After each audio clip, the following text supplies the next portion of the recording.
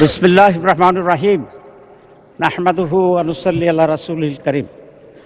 মাননীয় প্রধানমন্ত্রী, বিরোধী দলীয় নেতা এবং অন্যান্য মাননীয় সংসদ সদস্যবৃন্দ, আসসালামু আলাইকুম রহমতুল্লাহ। আমি মাননীয় প্রধানমন্ত্রীকে ধন্যবাদ জানাতে চাই।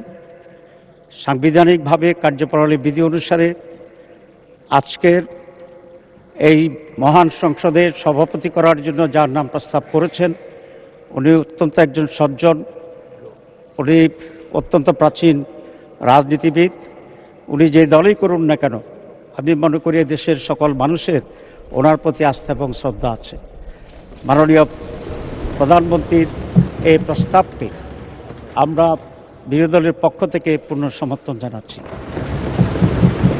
তবে এটা আরও খুব ভালো হতো যদি মাননীয় প্রধানমন্ত্রী বা তার প্রতিনিধি এই বিষয়ে বিরোধী দলের সাথে একটু আলোচনা করতেন। আমরা অবশ্যই তখনও এটাকে গ্রহণ করতাম অত্যন্ত আনন্দের চিত্তে।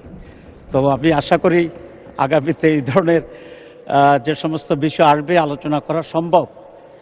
তো সরকারি দল বিরোধী দলের সাথে আলোচনা করলে পূর্বান্নেই এটার পরিবেশটি আরও উন্নত হয়। আমি সেই আশাবাদ ব্যক্ত করে এবং এই সিদ্ধান্তের প্রতি আমি আবারও প্রশংসা করে, এবং মাননীয় সভাপতি, ওনার বাড়ি কুমিল্লা, আমার বাড়িও বোধহয় তার কাছাকাছি, সেই জন্য I have an special affiliation ওনার সাথে আছে। সব মিলিয়ে অত্যন্ত আনন্দ চিত্তে সমর্থন পুনঃ ব্যক্ত করে ধন্যবাদ জানিয়ে শেষ করছি।